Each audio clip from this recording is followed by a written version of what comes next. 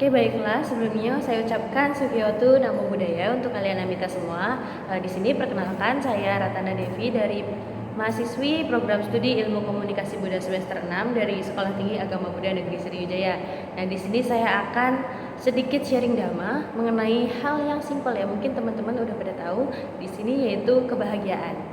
Siapa sih di sini yang tidak ingin bahagia? Ya, pastinya saya, teman-teman, dan kita semua di sini pasti ingin bahagia. Nah, lalu apa sih kebahagiaan itu? Seringkali kita bertanya-tanya ya, walaupun kita ingin kita bahagia, tapi kita selalu bertanya-tanya sebenarnya apa sih itu bahagia? Seperti apakah bahagia?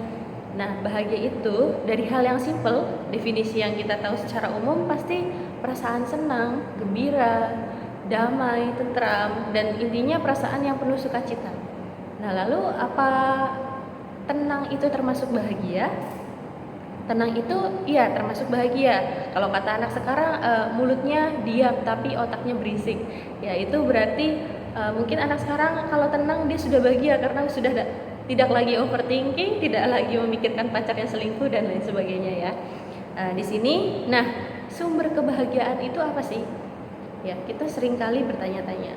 Sebenarnya yang membuat kita bahagia itu apa? Gini, jadi sekarang ketika kita merasa senang, kita mendapatkan suatu hal yang menyenangkan, yang pertama kali mengetahui diri kita sendiri.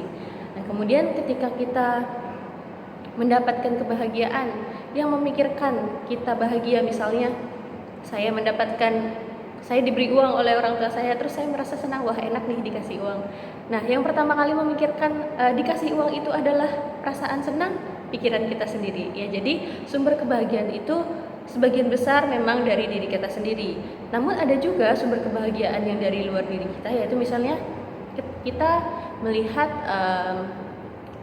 orang lain atau makhluk lain berbahagia, misalnya melihat teman kita menang dalam suatu kontes, kemudian melihat ada hewan peliharaan yang senang asik jalan-jalan di luar rumah bersama majikannya. Kita aja seperti itu sudah merasa senang, dan itu sebenarnya itu menimbulkan kebahagiaan yang membuat kekuatan dan keberanian dalam diri kita. Nah, di sini dalam agama Buddha, kebahagiaan itu dijelaskan menjadi dua, yaitu dari Sang Buddha Gautama, yaitu menjelaskan ada dua jenis kebahagiaan, yaitu yang pertama kebahagiaan duniawi ya, yang dirasakan, yang dapat dicapai oleh rumah tangga, dan yang kedua adalah kebahagiaan di atas duniawi. Nah, di sini kebahagiaan itu memang kita sebagai manusia, kita memiliki jasmani dan batin, dan tentunya kita sebagai manusia pasti ingin bahagia baik secara jasmani, fisik kita, dan batin kita. Nah, jadi untuk hidup kita sebagai manusia ini memang harus seimbang antara batin dan jasmaninya. Seperti yang banyak kita lihat, banyak sekali fenomena di luar sana, yaitu ketika kita melihat ada seseorang yang bahagia secara jasmani, misalnya dia kaya, sultan, bisa dibilang sultan, bisa membeli apapun yang dia mau, bisa membeli banyak rumah, tapi dari satu sisi batin dia tidak bahagia. Karena apa? Misalnya karena tidak bisa punya anak, kemudian keluarganya mungkin sudah tidak ada, dia hidup sendirian, kesepian. Nah, itu merupakan merupakan bagaimana realita kita sebagai manusia memang seperti itu. Kemudian bisa juga kebalikannya, misalnya ada keluarga yang harmonis, bisa dibilang keluarga cemara, kemudian hidupnya harmonis, tapi satu sisi mereka memiliki kekurangan finansial, seperti makan aja susah, dan itu di situ adalah itu bukan bahagia. Tetapi hal ini bukan berarti kita harus sempurna untuk bahagia. Jadi saya di sini akan menjelaskan kebahagiaan yang pertama, yaitu kebahagiaan duniawi. Apalagi saya sendiri sebagai seseorang yang bisa mencapai kebahagiaan tersebut.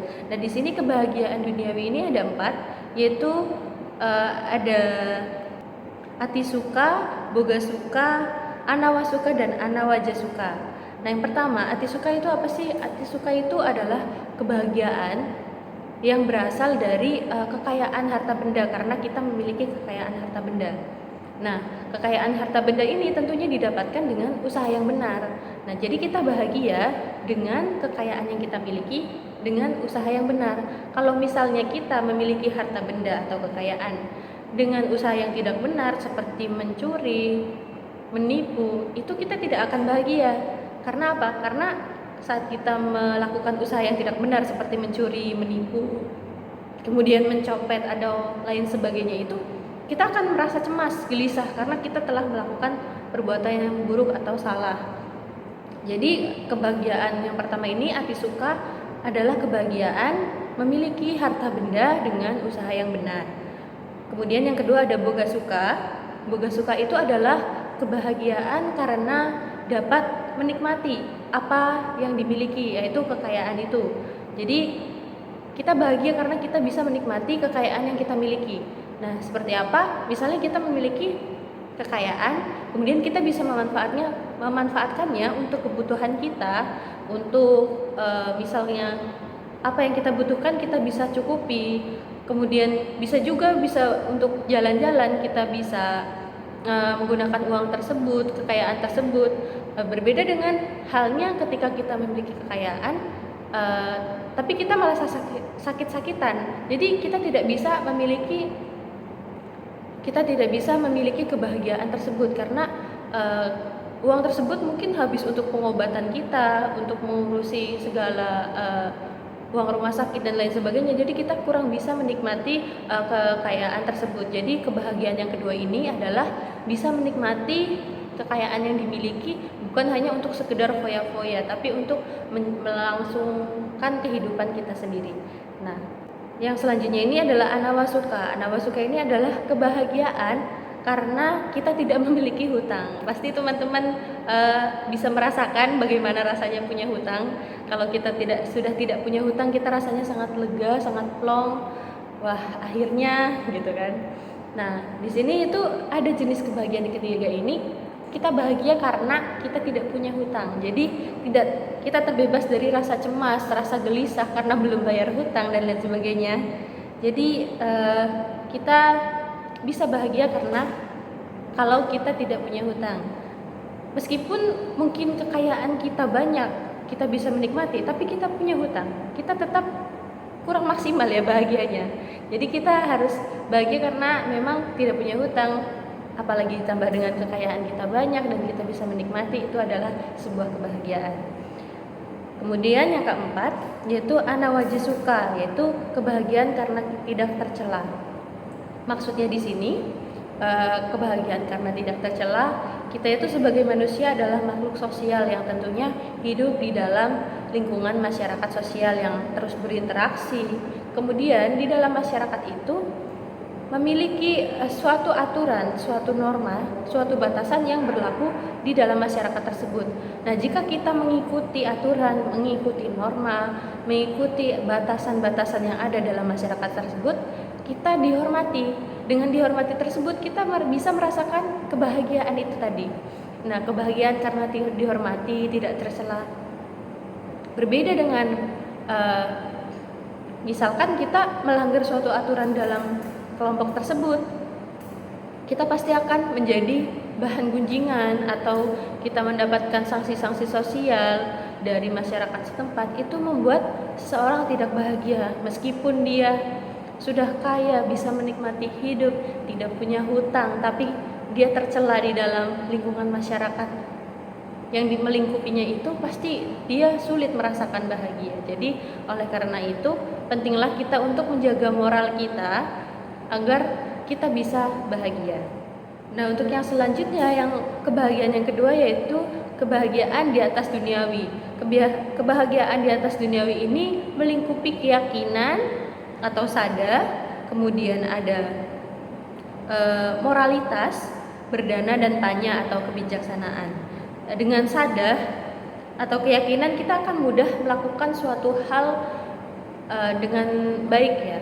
Misalnya apalagi dalam konteks Buddhis ini, dengan keyakinan yang kuat kita dapat menjalankan ajaran Buddha tentunya dengan baik dan kita bisa mendapatkan kebahagiaan. Tentunya hal ini juga berlaku saat kita berdana dan kita menjaga moral kita akan merasa lebih bahagia. Bijaksana dalam hal ini kita dapat mengetahui mana yang benar dan mana yang buruk, sehingga kita dapat memilah dan memilih mana yang baik untuk diikuti. Dan dengan hal itu tentunya kita dapat menjalankan ajaran agama dengan baik dan mencapai kebahagiaan. Untuk kebahagiaan di atas duniawi ini berujung kepada puncaknya, yaitu kebahagiaan tertinggi nibbana. Jadi kebahagiaan yang diraih dengan keyakinan yang kuat, kemudian moralitas, berdana dan panya, itu akan bisa mencapai ke nibbana. Contohnya seperti Guru Agung kita Sang Buddha Gautama. Nah, jadi sekarang kita sebagai umat awam, sebagai perumah tangga bisa dibilang. Nah, kita itu bagaimana caranya untuk mencapai kebahagiaan itu? Nah, sebagai perumah tangga, kita bisa mengupayakan upaya-upaya untuk mencapai kebahagiaan itu. Misalnya, saya sebagai seorang mahasiswa yang saat ini sedang menempuh jenjang perkuliahan, saya bisa mengusahakan kebahagiaan itu dengan tetap semangat belajar, semangat kuliah, kemudian bisa juga dengan semangat bekerja, sehingga nantinya saya bisa lulus tepat waktu, dan itu membuat saya sendiri bahagia. Begitupun juga teman-teman, ketika sedang ingin mencapai suatu target harus tetap semangat dan rajin. Kemudian bisa juga dengan hidup sesuai dengan penghasilan, sebagaimana tadi kebanyakan jenis-jenis kebahagiaan itu berhubungan dengan harta benda atau kekayaan. Jadi ketika kita memiliki sesuatu, kita memiliki seberapa banyak kekayaan kita bisa menggunakannya dengan baik sesuai dengan kebutuhan kita. Bukan hanya untuk gaya-gaya semata, tapi kita bisa memanfaatkan untuk kebutuhan hidup kita sendiri. Kemudian kita sebagai manusia harus tetap berhati-hati dan waspada dalam menjalani hidup ini. Kemudian juga bisa memiliki teman yang baik. Memiliki teman yang baik atau kalyanamita juga bisa membuat kita bahagia, ya, karena kita bisa mendapatkan support, kita bisa saling support. Begitu juga saling membantu. Kemudian bisa juga dengan merasa puas dengan apa yang dimiliki. Jadi bersyukur. Apapun yang kita miliki saat ini itu adalah hasil yang sudah kita usahakan sebelumnya, dan kita harus tetap bersyukur sembari bersemangat untuk tetap berusaha ke depannya. Kemudian juga bisa kita bisa mencapai kebahagiaan dengan melatih kedermawanan seperti berdana dan memiliki moral yang baik. Nah, itu jadi kebahagiaan itu bukan hanya hal yang bisa kita lihat secara fisik, harta, kekayaan dan lain sebagainya, tetapi juga secara batin kita pasti ingin bahagia. Ya, jadi begitu teman-teman. Jadi kebahagiaan itu bukan hanya sekedar apa yang kita lihat secara fisik atau jasmani yang kita lihat, tapi juga batin, secara batinnya. Secara batinnya kita bisa merasa tenang, bisa merasa damai. Itu sudah menjadi suatu kebahagiaan tertentu. Ditambah lagi dengan keyakinan yang kuat yang membuat kita bisa menjalankan ajaran agama Buddha dengan baik, itu bisa menjadi suatu kebahagiaan tersendiri, apalagi kita sebagai umat Buddha. Baiklah, terakhir pesan dari saya yaitu jangan lupa untuk bersyukur dan tetap semangat. Mungkin sekian sharing dhamma dari saya. Saya mohon maaf bila ada tutur kata yang kurang berkenan atau menyinggung teman-teman semua. Saya akhiri menjalin kasih dengan sesama. Terima kasih. Namo Buddhaya.